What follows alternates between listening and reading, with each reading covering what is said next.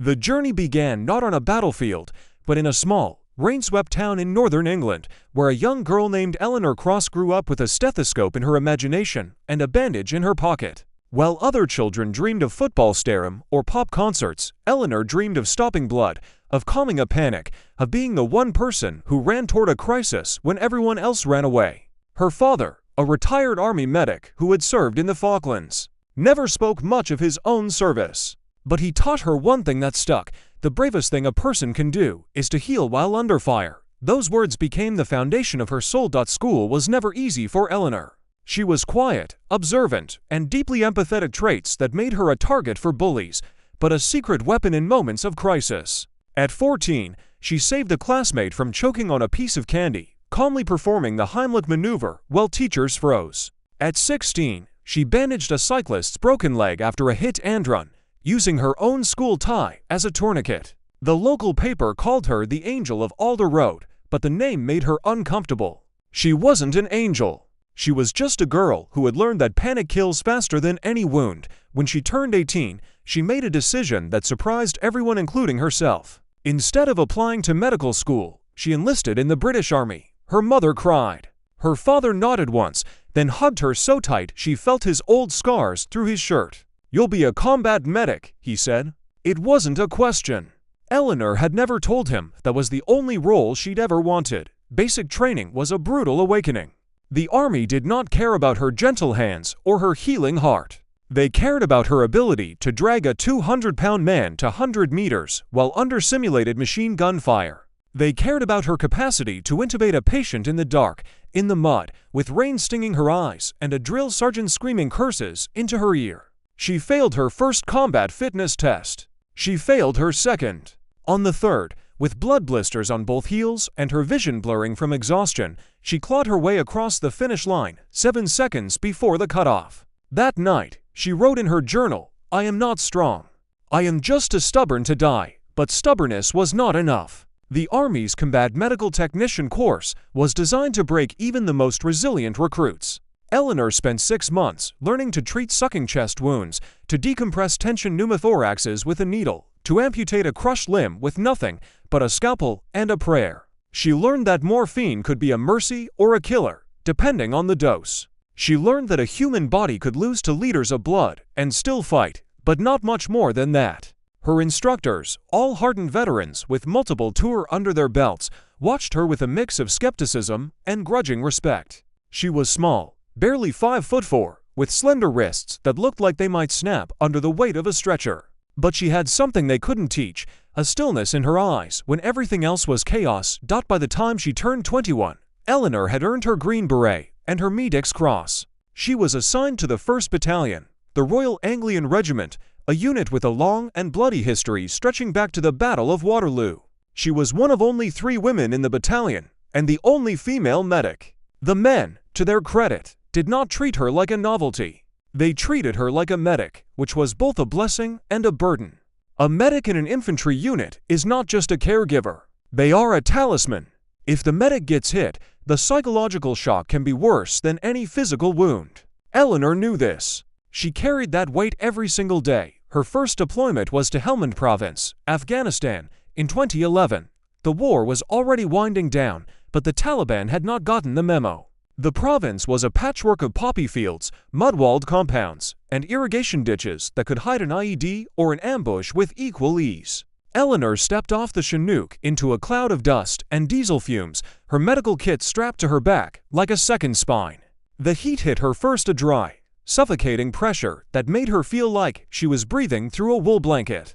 Then came the smell, burning trash, raw sewage, and the faint, sweet undertone of decay that she would learn to recognize anywhere. For the first 3 months, she treated nothing more serious than heat exhaustion, blisters, and the occasional bout of dysentery. The boredom was its own kind of torture. She spent hours reading outdated medical journals, cleaning her equipment, and playing cards with the younger soldiers. Private Liam Doyle, a 19-year-old from Liverpool with a reckless grin and a talent for getting into trouble, became her unofficial shadow. He called her Doc Cross with a reverence that made her uncomfortable. "You're the only one who can patch me up when I do something stupid," he told her. And trust me, I'm going to do something stupid. He did. 3 weeks later, during a routine patrol through the green zone, a lush, narrow strip of vegetation along the Helmand River that was infamous for ambushes, Doyle stepped on a pressure plate. The eye exploded with a sound that Eleanor would later describe as the world tearing in half. She was 50 meters behind him, crouched behind a low wall. The blast wave hit her like a physical hand, slamming her against the mud bricks. Her ears rang. Her vision blurred. But her training took over before her brain could catch up. She ran. Not away, but toward. The smoke was thick and black, stinking of cordite and burned flesh. She found Doyle lying on his back, his legs shredded below the knees, blood pulsing from the stumps in a rhythm that matched his failing heartbeat. He was screaming, but the sound was distant, underwater. Eleanor dropped to her knees, ripped open her trauma kit, and began to work. Tourniquets on both thighs, cranked until the blood stopped. Needle decompression for his left lung, which had collapsed from the blast. A nasopharyngeal airway to keep him breathing. She talked to him the entire time, her voice calm and low, the same voice she used to soothe frightened animals as a child. "You're going to be fine, Liam. You're going to hate me for saving you, but you're going to live. Do you hear me? You're going to live." The medevac helicopter arrived 17 minutes later. Eleanor stayed with Doyle until the very last second, holding his hand as the flight medic took over. He survived. He lost both legs below the knee, but he survived. And Eleanor Cross, the quiet girl from the rainy town, became a legend in the battalion. Not because she had done anything extraordinary, any competent medic would have done the same, but because she had done it without hesitation, without trembling, without tears. The men who had seen her work began to look at her differently. She was no longer just a medic. She was one of them, but the war was not finished with her. And before it was over, she would have to do something no British woman had ever done before. 18 months after the IED that nearly killed Private Doyle, Eleanor Cross found herself in a very different kind of fight. The year was 2013, and her battalion had been redeployed to the Nadi Ali district of Helmand, a region so thick with Taliban fighters that the locals called it the Devil's Garden. By then, Eleanor had been promoted to Lance Corporal and given command of a 4-man medical team. She was no longer just a healer. She was a leader. And leadership in a combat zone means making choices that keep you awake at night for the rest of your life. The mission on that particular morning was a clearance operation. Intelligence reports had indicated a network of IED factories and staging areas in a cluster of compounds near the village of Chauyangar. The Royal Anglians, supported by a troop of Afghan National Army soldiers, were tasked with sweeping the area, searching for weapons caches, and either capturing or killing any insurgents who chose to stand and fight. Eleanor's role was to establish a casualty collection point about 300 meters behind the lead element, close enough to reach the wounded within minutes, but far enough to avoid the initial volley of fire. That was the plan.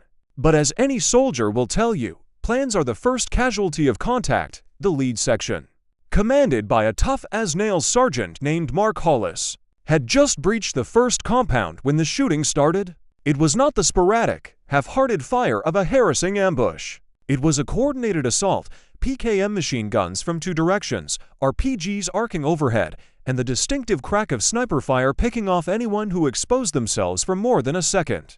Sergeant Hollis's voice came over the radio, clipped and urgent. "Contact front. Multiple enemy. Dug in. We have 1 man down. Possible head wound. Need the doc. Over." Eleanor did not hesitate. She grabbed her aid bag, a 30-pound rucksack stuffed with bandages, IV fluids, airway equipment, and blood-clotting agents, and started running. Her 3 teammates followed close behind, their rifles up, their eyes scanning for threats. The route to the downed soldier took them through a narrow alley lined with grape-drying huts, a kill zone if ever there was one. Bullets cracked past Eleanor's head, close enough that she felt the heat of one passing her ear. She did not duck. She did not slow down. She had seen enough combat by now to know that stopping meant dying. Forward was the only direction that mattered. The downed soldier was a young private named James Actor, a 22-year-old from Birmingham with a wife back home who was 7 months pregnant. The bullet had grazed his helmet, fracturing his skull, but not penetrating the brain. He was bleeding profusely from a scalp wound. Scalp wounds always bleed, but he was conscious, alert, and swearing with a creativity that made Eleanor almost smile. She slapped a pressure dressing on his head, checked his pupils for signs of brain swelling, and gave him a shot of morphine for the pain. "You're going to be fine," she told him, "but you're going to have a hell of a scar to show your kid." That was when the Taliban counterattacked. They came from the east, pouring out of a previously undetected tunnel system that connected several compounds. There were at least 15 of them, armed with AK-47s and at least one belt-fed machine gun.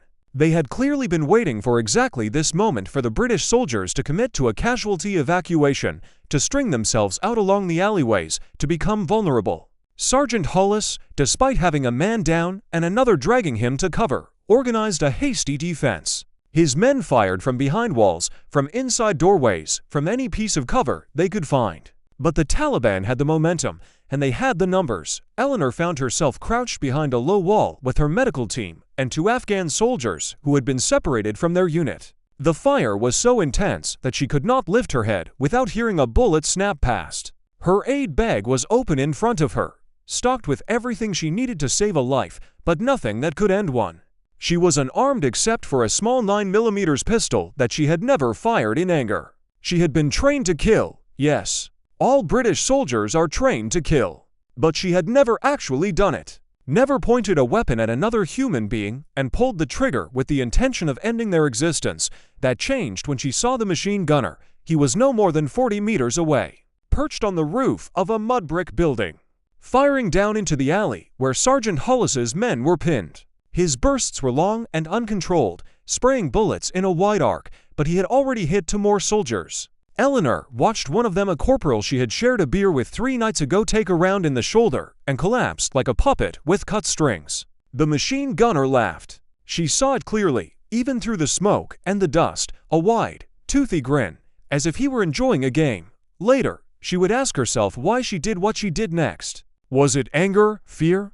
A cold, tactical calculation that the gunner had to be stopped before he killed more of her friends? Or was it something simpler, the instinct of a woman who had spent her whole life protecting others, finally realizing that sometimes the only way to protect is to destroy? She never found a satisfactory answer. But in that moment, she did not hesitate. She drew her pistol. She stood up from behind the wall, ignoring the shouts of her team to get down. She took a 2-handed grip, just like she had been taught on the firing range 1,000 times. She sighted on the machine gunner's chest center mass, the easiest target, and she fired. Once, twice, 3 times. The first round missed, kicking up dust just to his left. The second round caught him in the shoulder, spinning him halfway around. The third round struck him in the neck, just above his body armor. He dropped the machine gun. He clutched at his throat, his eyes wide with shock. Then he fell forward off the roof, landing in the dirt with a sound that Eleanor would hear in her nightmares for years to come. The firefight continued for another 90 seconds. But without the machine gun, the Taliban's attack lost its teeth. They fell back, dragging their wounded, including the gunner, whom Eleanor later learned had died before they got him into a vehicle. The British soldiers consolidated their position, called in a Kasivic for the wounded, and extracted back to base without further casualties. Eleanor Cross did not speak for the rest of that day. She sat in the corner of the medical tent, her hands trembling, her eyes fixed on a spot on the floor. She had saved lives that morning. She had also taken one. The 2 facts sat inside her like stones, heavy and immovable. One of her team members brought her a cup of sweet tea. She stared at it without drinking. Sergeant Hollis came to find her, his face still streaked with dust and dried blood. He sat down next to her, not touching, not speaking, just being present. After a long silence, he said, "You saved us, Doc. You saved all of us." She nodded. But she did not feel like a savior. She felt like a killer. And she was not sure, in that moment, if those 2 things could ever be the same. 2 weeks later, she learned that she had made history. The Ministry of Defense, after reviewing the after-action reports and the body camera footage from several soldiers, confirmed that Eleanor Cross was the first female soldier in British Army history to have killed an enemy combatant in direct close-quarters combat. The news leaked to the press, and within days, her face was on the front page of every newspaper in the United Kingdom. Some called her a hero.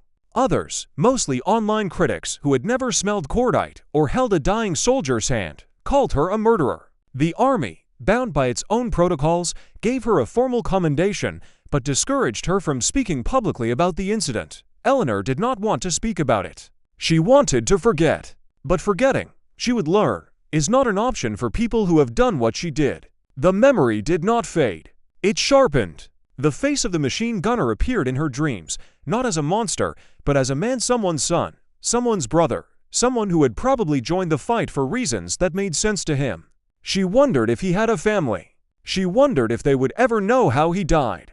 She wondered if she would ever forgive herself for not finding another way. She stayed in the army for 3 more years, serving another tour in Afghanistan and a shorter deployment to Iraq. She saved dozens of lives, trained dozens of medics, and became a symbol that she never asked to be. But the weight of what she had done never left her. In 2016, she left active duty and enrolled in nursing school, trading her combat boots for scrubs, her rifle for a stethoscope. She works now in a trauma center in Manchester, where the wounds are different, but the urgency is the same.